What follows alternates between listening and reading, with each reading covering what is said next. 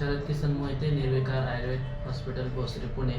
तर च्यवनप्राशची पेस्ट काढून झालेली आहे.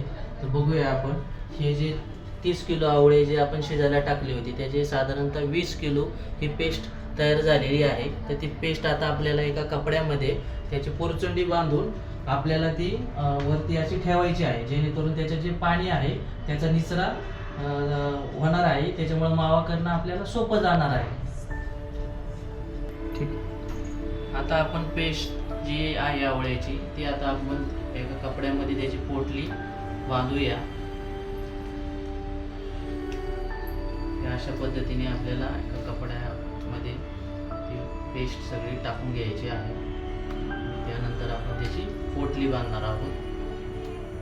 तर आपली पोटली जी आहे ती बांधून झालेली आहे. अशा प्रकारच्या 3 पोटल्या आम्ही बांधून ठेवलेल्या आहे. 20 किलो आवळ्याची पेस्ट आहे. तर आता हे त्याच्यातलं पाणी हळूहळू खाली पातेल्यामध्ये पडत आहे. तर ते पाणी जे आहे उद्या आपण जो काढा आहे आपला च्यवनप्राश जो आपल्याला बनवायचा आहे, तर जो काढा बनवायला लागतो त्या काढ्यामध्ये आपण पाणी टाकणार आहे, जेणेकरून माव्यातलं पाणी बी जाईल आणि याचा अर्क सुद्धा काढ्यामध्ये जाईल, जेणेकरून आपल्याला तो पाकाला उपयोगी पडेल. तर अशा पद्धतीने ही पोटली बांधून झालेली आहे. तर मंडळी, आपण आता राहिलेला भाग पुढील भागात पाहूया. धन्यवाद.